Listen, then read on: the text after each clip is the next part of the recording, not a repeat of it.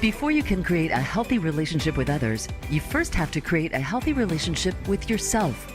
Welcome to Let's Talk About It with your host, Dr. Janie Lacy. Janie is a nationally respected psychotherapist, and on this show, she and her featured guests will help you discover and break patterns in your life that can contribute to self-sabotage and unhealthy relationships. Now, here is Dr. Janie Lacy. Have you ever felt stuck, waking up day after day, doing the same thing over and over again? Just like in the movie Groundhog Day, Phil keeps starting and finding himself back in the same place when all he wants to do is get out of town. Can you relate? You wake up each morning desiring a different script. Our guest today is going to help you understand the states of our life that keep us trapped. Tim Storey is an acclaimed author, speaker, and life coach, known for inspiring and motivating people of all walks of life, from entertainment executives, celebrities, athletes to adults and children in the most depraved neighborhoods in the country. Tim has traveled to 75 countries and spoken to millions of people. He is well known for working with high-profile individuals such as Quincy Jones, Kanye West, Robert Downey Jr., to name a few. It is my distinct pleasure to welcome to the show Tim Storey, who is here to help you tap into the miracle mentality. He's also the author of Comeback and Beyond: How to Turn Your Setbacks into Comebacks, and the Utmost Living, Creating and Savoring Your Best Life Now. Welcome to the show, Tim Storey. Hello, doctor. I'm excited about this conversation because you're smart. I think we're going to help a lot of people just in dialoguing. And I appreciate you being here. You know, Tim, you opened up and I read The Miracle Mentality, the book, and I also listened to the Audible book. And I've been listening to your voice in the past couple of weeks in the clubhouse. So I feel like I know you pretty well, so to speak. But you opened up in chapter 1, describing the first time you visited Disneyland in California, using that example of the highlight at a young age that we're conditioned to believe in the power of miracles, that most of us start our lives with the miracle mentality, but it slips away through life's disappointments, pain, and loss. So can you help us understand what exactly is a miracle mentality? So you set me up perfectly because, as you know, in the book, we talk about the mundane, the messy, the madness, and the miracles. And my family was kind of caught in the mundane and the messy, and really not on purpose. It's just the way it was. We were, raised Compton, California is where we started. 7 people in a 2-bedroom apartment. And, that was so cramped, crowded. We had a Volkswagen Bug, not even the van, just so cramped and crowded. So when I went to Disneyland as a young person, I'd never seen anything like this in my life. I didn't know that something like this really existed, that you could look up and see these rides going around. And then you saw Mickey Mouse up close, Donald Duck up close. But when I got on this ride called It's a Small World, man, when they started singing and they started taking little Timmy from Compton around those corners, and they were coming from Scandinavia and Africa and Asia, something in my heart leaped. Little did I know that one day I would go and influence all those countries. Mm-hmm. And so sometimes you have to get out of your own atmosphere and your own environment and see something different. And that really did trigger me. And I remember when I was reading that chapter, what it reminded me of was, as a little girl, I actually grew up in New York. I'm in Florida, but I grew up in this small town. And when I look back, a lot of people stayed in that town. And when you were describing it in the book, I thought about like driving. My dad would be driving in the car and I'd be looking out the window, Tim, just imagining what it was going to be like to be out of that small town. And I realized that that was part of my miracle mentality back then, is I saw something bigger than what was in front of me. And my son, Rylan, just turned 9. When I was reading your book, yes, my heart felt deeply saddened for the 8-year-old Timmy, at the water fountain, experiencing that first encounter of cruelty. And you state that your purpose in writing the book is to help us to reconnect with the miracle mentality by first waking up and taking inventory. Yes. What does that mean for most people to wake up and take inventory in their life? Let's start with the 8-year-old Timmy at the water fountain. Okay. So um, I was a happy-go-lucky kid. I was graced by being good at sports. God gave me agility and an ability and a way about me in sports. And so already I was being known as a kid that could play sports. And there was a girl that was trying to drink water at the water fountain, and a kid that was 2 years older than me was in back of her, and he called her something terrible. And he called her, "Hey, chubby, don't drink up all the water and be done." And she looked and she says, "I'll be done in a minute." She went back to drink, and he slapped her in the back of the head. And out of my instincts, I just tapped him. And I said, you don't need to do that. And he grabbed me by the afro, which had a big old Jackson 5 afro. Remember those? My mom had one. All right. He grabbed me and pulled me down and kneed me in the stomach, which I'd never encountered in my life. So I went down. But the cool thing of this story is, because I was a nice kid, the kids that were 2 years older took him and put him up against the wall. And that was an interesting thing about me beginning to understand what my calling was, because I think your calling calls you.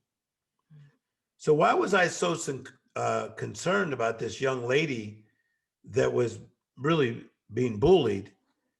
That would end up being what my life is about even till this day. And so I feel that the miracle mentality, number one, the word miracle, as you know, means extraordinary, uncommon, not normal, not natural.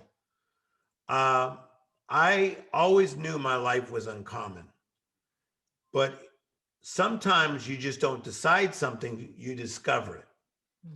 So that was the beginning of the discovery of Tim Storey loving the underdog. So with that story and kind of looking back at connecting the dots as you looked back, there's lots of people that, I'll experience, whether it's clients or different people along the way, that find it difficult to look back and connect those dots because, oh, that's in the past. That doesn't have nothing to do with that. But you had beautifully and eloquently described taking an inventory and just doing some of that work. Can you help us understand, like, what does that mean, and how is that incorporated in the miracle mentality? Yes. So number one is that, as you know, I think even more than me because of your research, is that little kids, they think beyond. And I get a chance to work in Beverly Hills with some of the best psychologists, psychiatrists, and even some of the best children's psychologists have said to me that even if a child is being abused or has challenges within their mindset, that they are imagining in some form or fashion. It may not seem outwardly like they're so expressive, but they're imagining things. So I believe that the miracle mentality is innate, because I believe that we're made in the image of God, and it's innate. And so when I go speak in the townships in South Africa or the difficult places of the Philippines or Indonesia or other places I go to, when I talk to little kids and I say, "What do you want to be?" It's always something amazing. Astronaut, a ballerina, the president. I want to be in the NBA. They're from different countries. So I feel like that miracle mentality wants to come out. And what happens many times is that people then try to almost confine it and hone it in. And I feel that with this book, I talk about aligning yourself with that innocence, because that innocence in you wants to dream. Like, let me ask you a question. When you were, let's say, in junior high, what are some things you dreamt about becoming? Maybe a newscaster, maybe a person who traveled the world, a doctor? What did you think about becoming? One of the things that I thought about becoming, Tim, and connecting the dots, it happened just not in the way that I thought it was going to happen back then, is I wanted to be a businesswoman, and I saw myself driving a convertible with a Yeah. briefcase. And to me, that represented something I didn't see in my family back then. Yes. And a lot of it has happened. I don't know about the Mhm. convertible, but you're a pretty good businesswoman. Didn't have the convertible didn't happen. Maybe in the future. Yes. So yeah, so I believe in the miracle mentality, and I think that, as you see in the book, uh, and we talked a little bit about, we learn through education, conversation, and observation. And thank goodness for my teachers who saw something in me. They saw the spark in me. And I remember my third grade teacher just really like honing in on me. Fourth grade, fifth grade, they made me really want to learn. I remember my sixth grade teacher asking me to stay after class, and he said, "Timmy, I want to see if you want to read one of my books out of my personal library." And he had a briefcase, which you don't see too much anymore. So he pulled it up on his desk. He had three books, and I recognized the first name. It said it was a book on the life of Michelangelo. Well, how did I know that? Because my father had been watching this documentary on TV on Michelangelo, and I remember I was just mesmerized by what this guy did. So I said to him, I said, "Sir, if you don't mind, I would like to read that one." And he said, "No, this is not for extra credit." He said, "This is just because I think you're brilliant, Mm. and I want to help bring that brilliance out." Could you imagine? I mean, I'd never been branded brilliant, but thank goodness I didn't push it away. I just embraced it Mhm. and read that book, that it took me into another place. So through education and conversation like we're having now, and observation, it kept escalating my miracle mentality. When I first heard you say that, the education, the conversation, and the observation in the club, I was reflecting on my own life and even the people that I work with, and how that's so tied into pivotal moments, right? Along the way, because you just gave us that example, when people speak over you, it's either we're going to embrace it or we're going to reject it. And Yes. it's so powerful.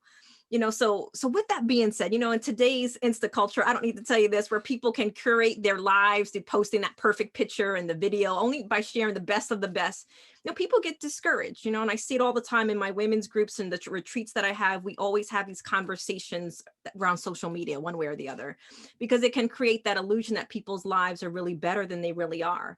So for those who are ready to activate the miracle mentality in their life, like what is the work to get them to actually live a real life of the miracle mentality today?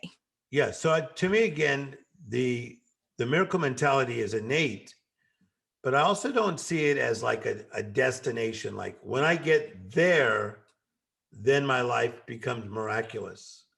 I think that miracles are all around us. And what I help people do in this book is to recognize, that's like a inner city thing. You got to recognize. So if I can give people steps, here's what I would say is, number one, you have to become awake. I find that a lot of people I work with, um, they are sleepwalking through things. And a lot of people, they have been sleepwalking from March to March because of quarantine. And I know other people that are not sleepwalking through quarantine. They have created magical companies, magical moments. The family have escalated. It's, as you know, it's gone the other way for others. But I know other people that in the pandemic, they became more magical. So number one, you have to become awake. The second thing you do is then you take inventory and you get very real with where you're at. So let's say a person got divorced. As you know, by studying and helping people through divorce, divorce is divided force. So you had force, and now you have divided force. Okay? Divided force hurts. So recognize it. Pay attention to it. Okay. Take inventory. So maybe your weight is not where you want it to be. Maybe your child is acting up. Maybe things are going on in your job. So, number one, be awake, take inventory, but be realistic. The third thing is you have to partner with the right people. Mm. And there's a scripture in the Bible that says, he who walks with the wise will stack up more wisdom. That's the strength of me. Mm. The sixth grade teacher, he called me in seventh grade, eighth grade, and into high school to make sure I was still getting good grades and to dialogue with me. Come on, people. Mm. As I moved into Beverly Hills, it was Quincy Jones, who's worked with me since I was in my late 20s. Barry Gordy from Motown, been around him forever, maybe 30 years he's been helping me. So I have had the good fortune to have people mentor me and care about me. So that's me partnering with the right people. And that's where I think a lot of people miss it, doctor, is that they do not partner with power, partner with other people with the miracle mindset. What do you think about that part, about partnering with the right people? Partner with power. There's a couple of things that you said that stood out to me. One of the things that I'll kind of go back to was you talked about sleepwalking. When we're looking at people that have experienced a lot of different trauma, they get into a way of these disassociative states where they've learned to disconnect from themselves. So when I'm hearing to take an inventory, right, in order to get to that place to even tap in, we look at the pillars of healing in three pillars, right? We look at mentality, we look at the inner child work, and then we look at the body work. Our body also keeps trauma. Yes. And when we look at the people that are in this trauma state, we take that inventory, right, in our conversation and therapy, who's around them, what's your support system? We get into their families. And to your point, sometimes people can only see the level that they're also partnered with. Yes. So partnered with power. And I think it's so powerful when I think about myself, even, mentors along the way have been places that I've never been able to reach, but they've been able to. The first time I was actually on Good Morning America was last year, and I shared that with my mentor 2 years ago. And he spoke into me, watched me, and when I was ready, he executed. Yes. Right. And I partnered with power, and that's how that came about. But when I we're love looking, that. it's so powerful. And I think, we get mentors, our friends, and the people that speak life to us. And, and some of the things that I've heard you say, also what we're listening to, who we allow to speak into our life, right? Because I've Yes. seen lots of different clips of the miracle ceremonies that you've hosted and speaking life into people and how that changes them. Because some people that have experienced a lot of trauma haven't had those things happen to them. Yeah. And number one, congratulations on your career. You're doing very well. I mean, in all these different places. Not everybody's on Good Morning America, et cetera, et cetera. Thank you. So let me just say this. So many times people come to me and they say, Tim, well, look at the friends you have and the people you've been around. Because this is like, I've been around these people for over 30 years. But I'll tell you, nowadays you could watch a TED Talk, you could watch a podcast, you could watch a documentary. I never met Richard Branson, but I've learned a lot about the life of Richard Branson. I've learned a lot from him. I don't know Ray Dalio, who teaches on leadership, but I've learned a lot from his book called Principles. So you could partner with power without touching a human. You don't have to touch them. You could watch his podcast and learn so much. So the next step is to partner with power. From there, you have to get the right principles. And you know how important that is. I think a lot of what we have been taught from our parents, from some of our friends, from some of our exes, we have to unlearn. And that's what I did. And I learned to renew my mind and not be conformed to this world, but be transformed by the renewing of my mind. Romans chapter 12. And I just became very diligent in that. When I was in seminary, I used to go to bed listening to the Bible on tape, and I would just listen to it. It would put me to bed. I can quote over 2,000 scriptures. And the reason for that is that that's what I needed. Like maybe you watching need something else, but I needed the faith base to solidify me in my soul, but to renew my mind of who I really was. And when that happened, I'm trying to tell you people, it was over with. I just took off. I took off at 20 and never came back. So you have to partner with the right people, then you got to find the right principles. I'll go through this quickly. From the principles, then you make the right plan. Don't be making the plan if you don't have the right principles. What do you think about that? I think you are speaking some real truth here, and I think a part of what you're saying, we talk about the renewing of the mind. When people are dealing with mental health or trauma, a part of that is that taking inventory. Where did I learn this from? Where did my mindset come from? Where are these wounds that's not good enough? All this other stuff. And then I'm reacting and I'm acting it out. So I need to be able to get out of denial and actually look at for what it is in order to renew my mind and relearn something and really be able to walk in a different path.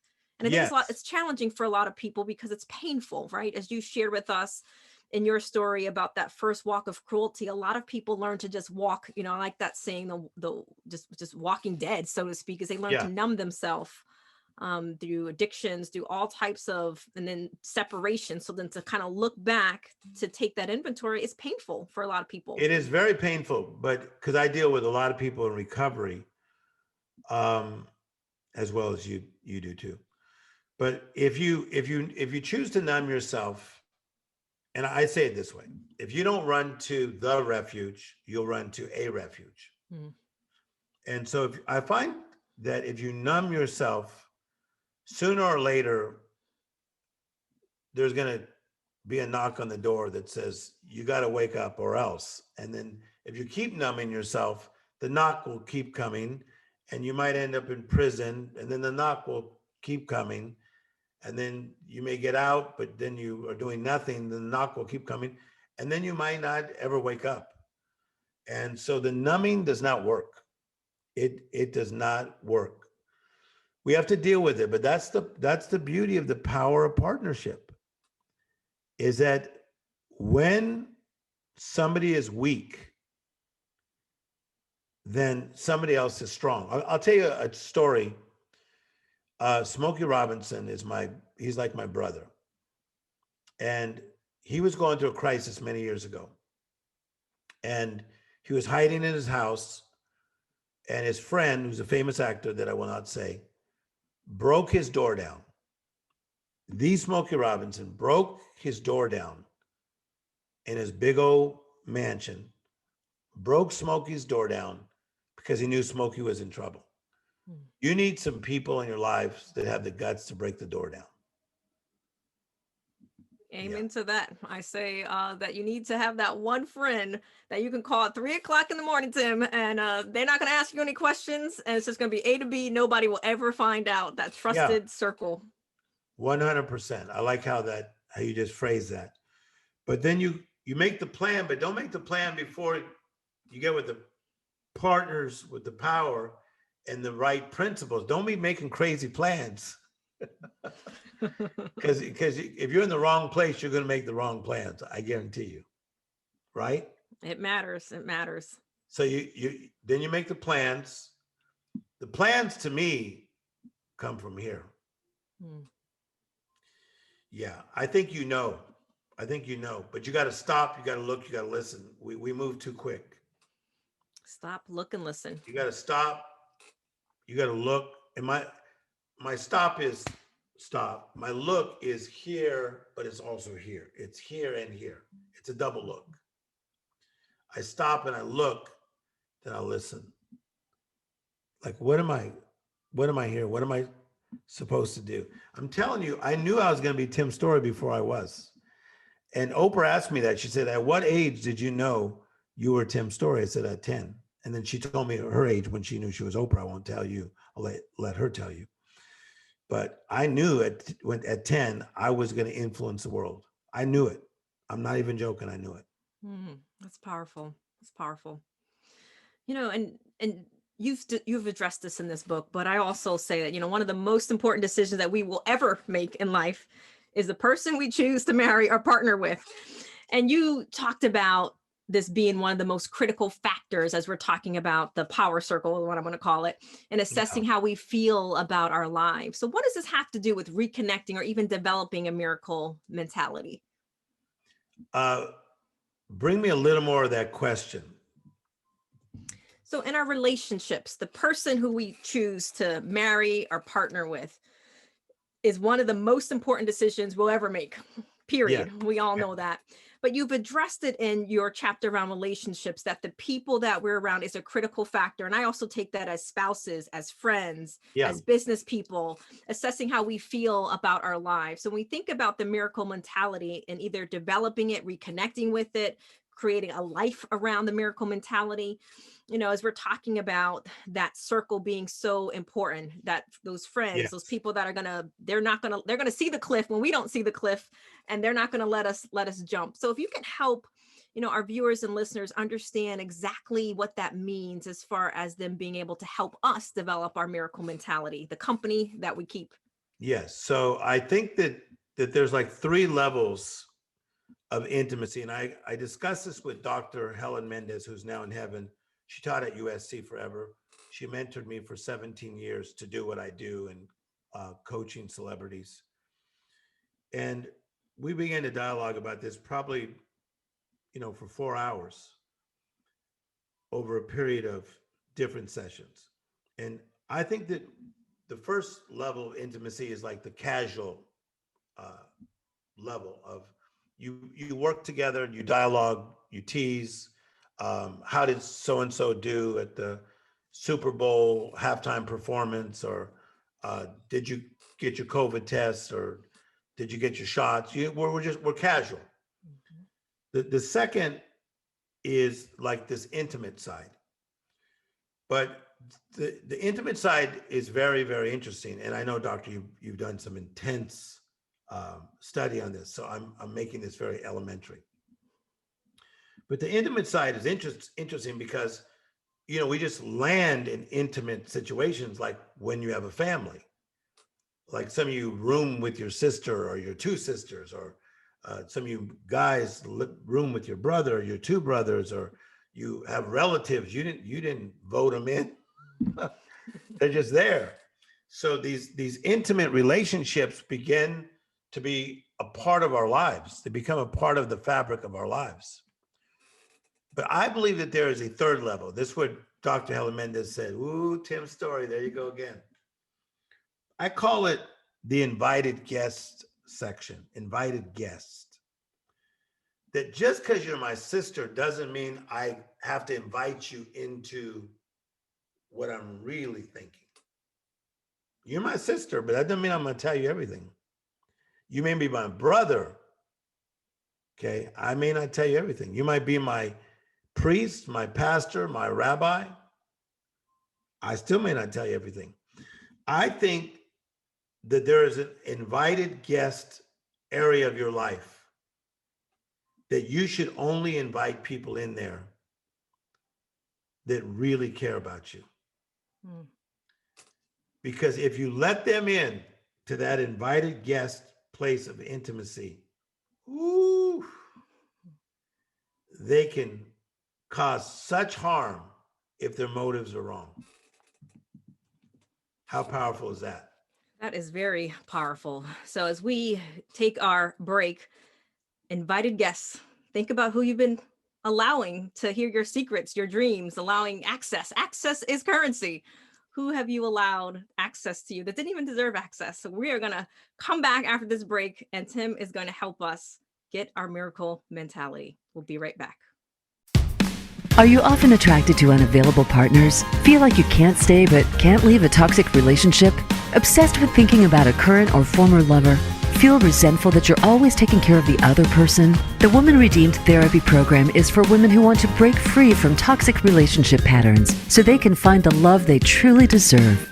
This program is a safe, nurturing environment essential for building self-worth and acquiring the tools to work through challenges and create your best self.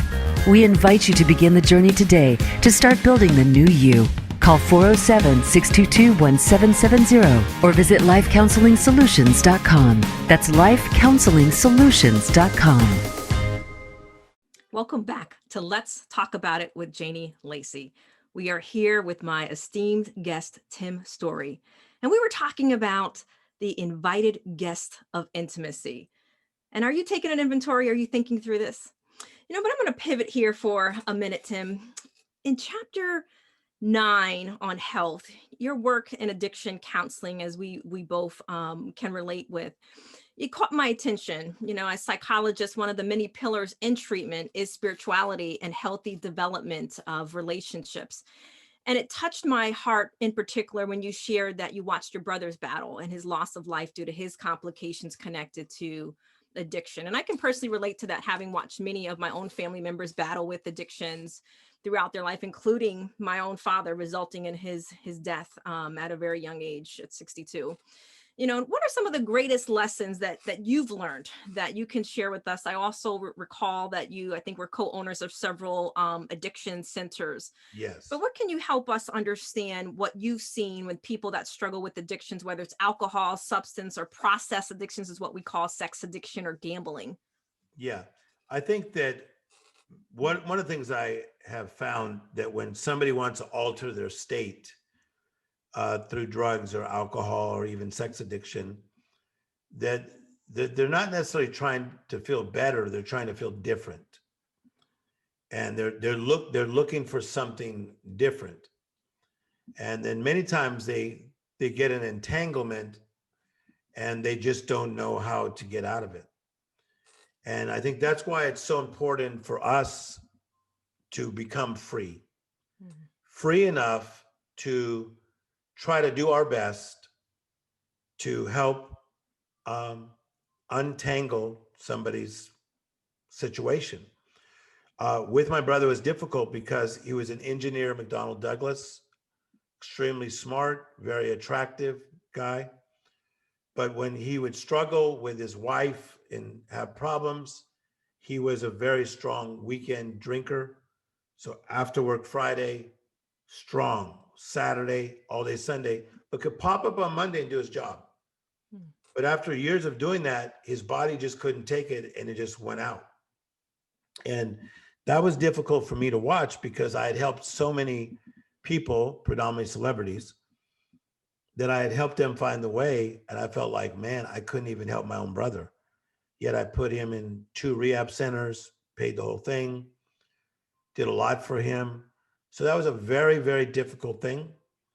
And so in the book about the miracle mentality in family, one of the things that I'm saying is that there are a lot of family members around us that are in a lot of pain. Somebody is hurting worse than us.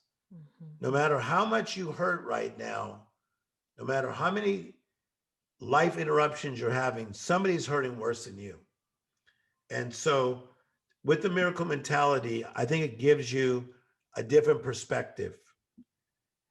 And that's all somebody needs at times who is addicted, who is afflicted, is a different perspective. So with my brother, I lost that battle, but it gave me even more of a burden to continue to help families to not lose that battle. I totally relate with that. Everyone wants to be loved, belong, to be Yes. seen, and then there's so many things when it comes down to generations of the burdens that go on that we stuff our feelings. We don't acknowledge our feelings. We're not vulnerable. We don't know how to truly do relationships. We just are learning to exist with each other, but we have all these things inside of us. And, when I see, especially with clients that, especially after pandemic, we've seen a lot of relapses and dealing with psychological isolation, psychological loneliness is most people's worst fear. Yeah, 100%. And that's why a lot of people go to sleep with the television on, or if they're driving the car, they have to have music on. If it goes out, they don't know what to do with themselves because now they got to listen to their own thoughts. But again, if you renew your mind, it's amazing how peaceful your life can become. I called my sister about 10 years ago, one of my sisters, and I said, something weird has happened to me. And she said, what? I said, I hope I don't die, because you don't have a sense of humor.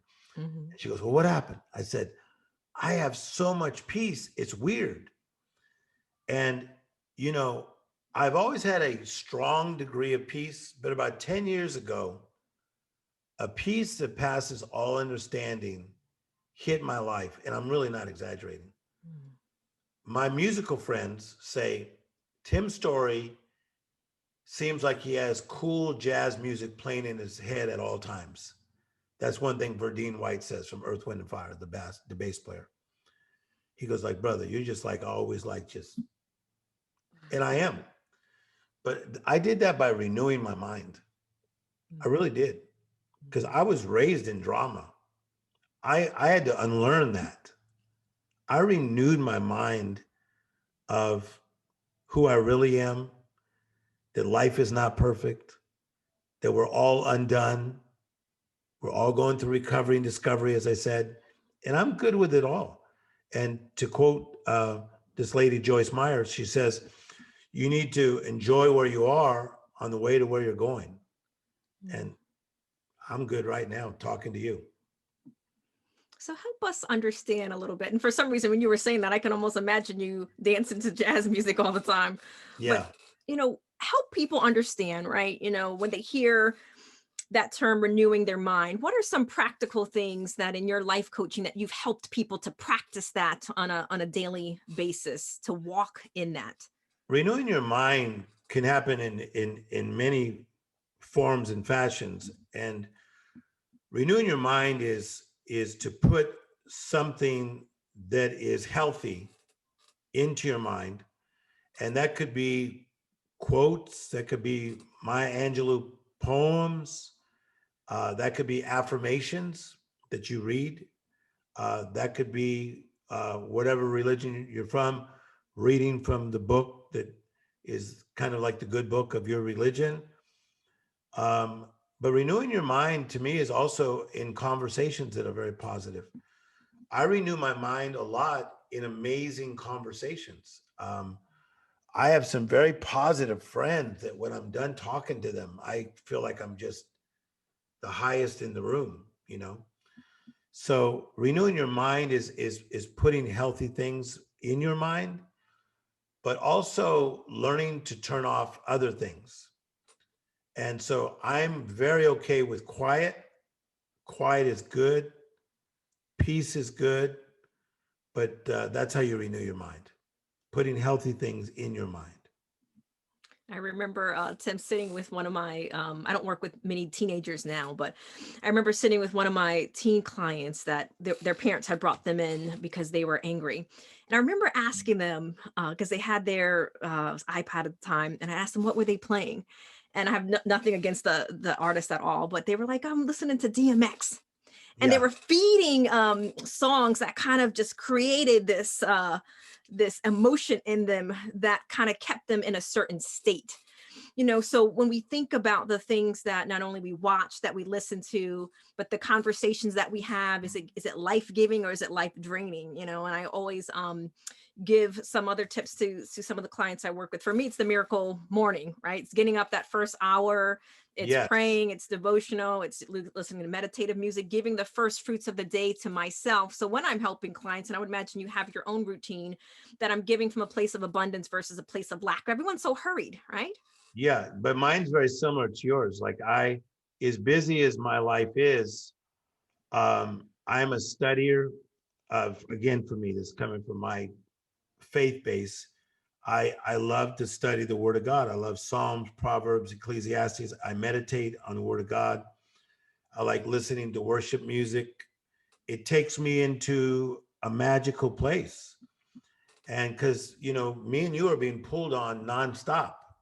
Like I just talked to a famous NBA wife just before I came on here. And then right before that, another one of my people who does very well for herself, is in a rehab, and they were calling me and saying, should she be released or not?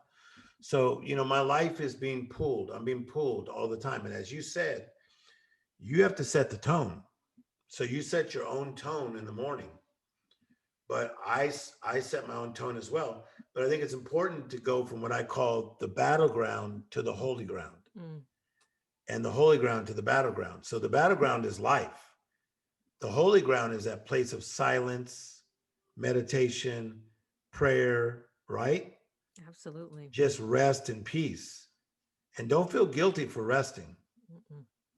And one of the metaphors that I like to use is pretty much you're saying it is that, we're either preparing for a storm, coming out of storm, or in a storm. No, that's right. good. So then when we're in that preparation mode, the things that we're doing to know that the storm is going to come, we look at people that are in trauma or crisis, we look at the tools that they were doing before that trauma or crisis. It all matters. We can only work with the tools that are in our shed.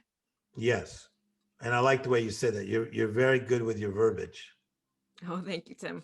And we're talking about the word of God, in Ephesians, and I've heard you either mention this in your book or on an interview, but in Ephesians 2:10, for we are God's masterpiece. He has created us anew in Christ Jesus so we can do the good things he planned for us long ago. I know a lot of people will like this, and you've mentioned this earlier, but you've publicly shared about your own calling to share the impactful messages that will change people's lives. So how did you, Tim Storey, truly discover his purpose to the person that we're looking at now in the miracle mentality? I think number one, like for me, you see how laid back I am. I'll be this laid back tomorrow as well. Is that I'm just a piece of the puzzle. I never thought I was the guy. In fact, I felt very comfortable when in my field, I'm pretty good on that stage. And so they make you feel like the guy, and they move around like you're the guy and everything else.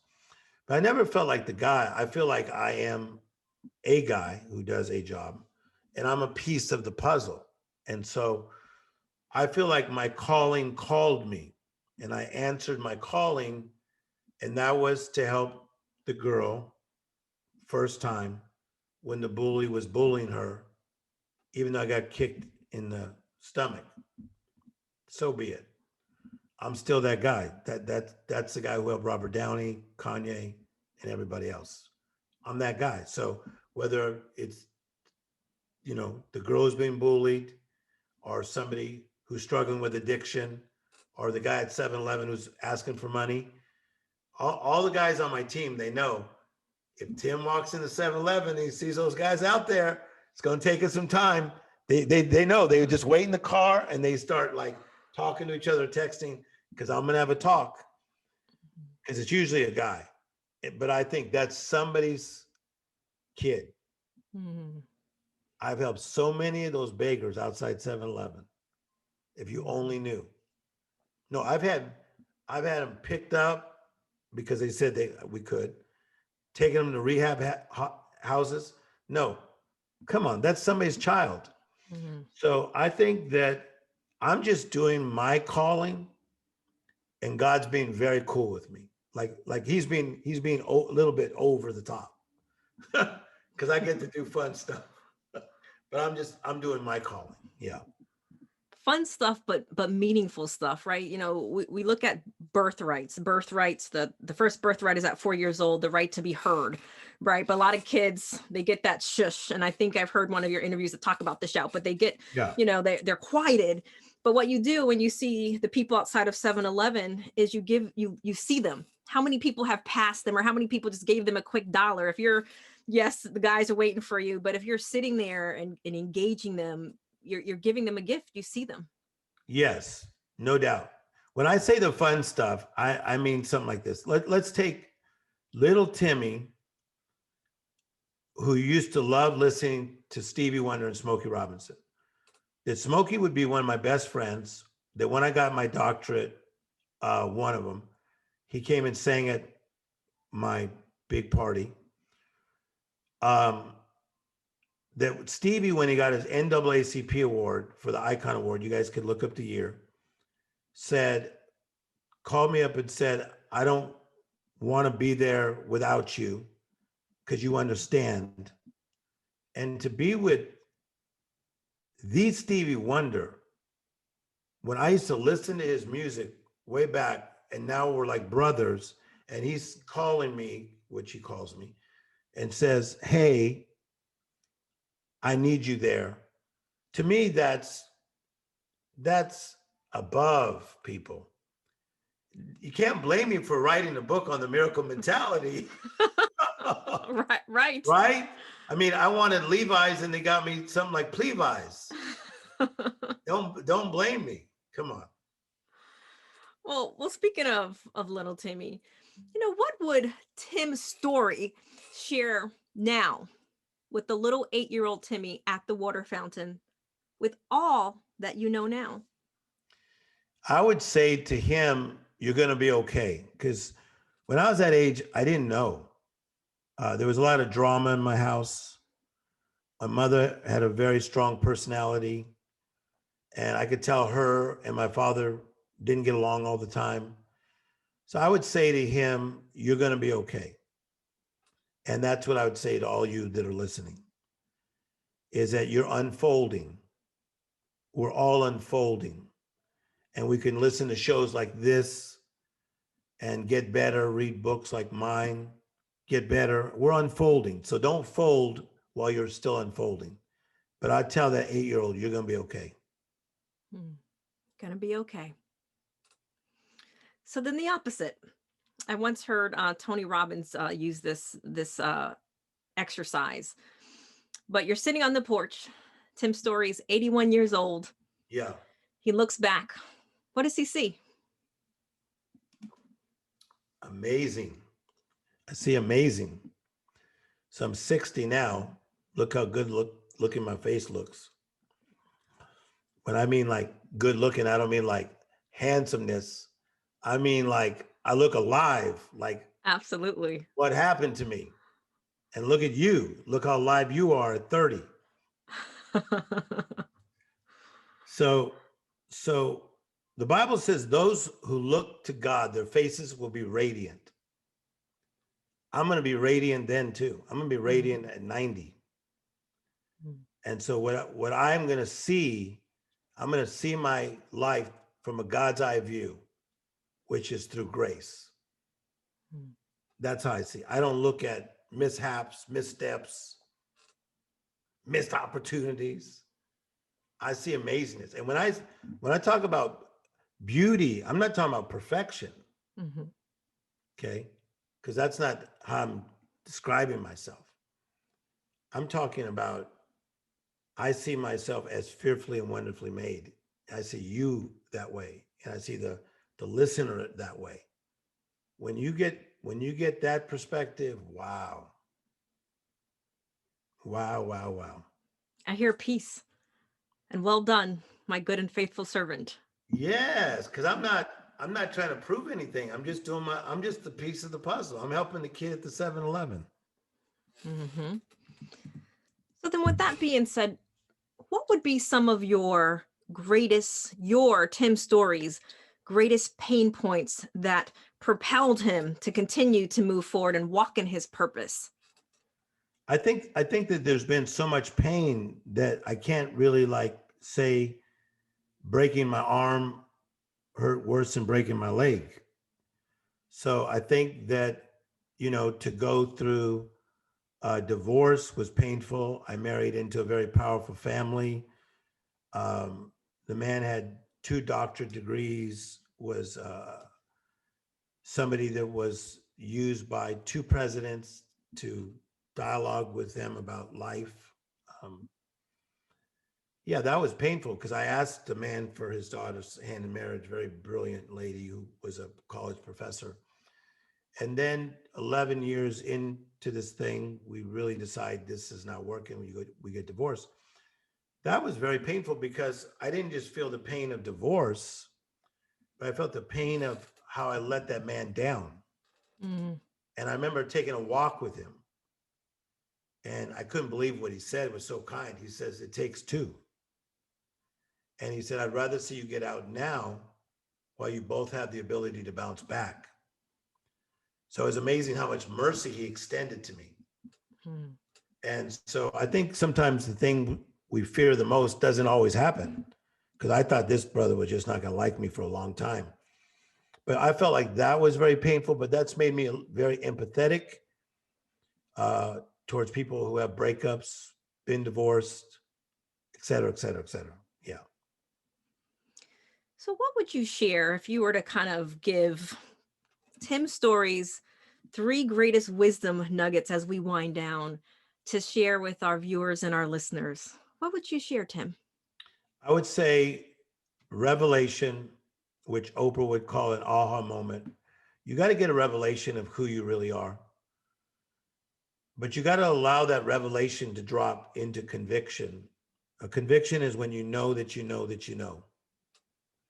And you got there.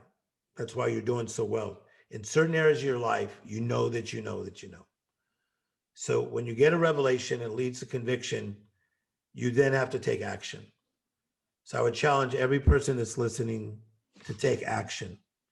Even if it's not perfect action, even if it's not the ultimate action, take action. Move one step ahead every single day. Revelation, conviction, take action. So, share a little bit more about the take action. So, people are listening and they're thinking, okay, well, what does that mean to me? What do I need to do? What does Tim tell them? Take action. Take action. So if you feel like you're out of shape, like I told somebody recently, just walk 7 houses and then walk back. My friend's wife, she called crying a few days later with him on the phone, the husband. Tim, oh my God, I walked the whole block. That's just taking action. You know, picking up a book and reading it or hearing it on audio. Maybe you're not a book person. Do it. Take action. Listen to your show more often. Take action. You can't stand your sister? Call her up.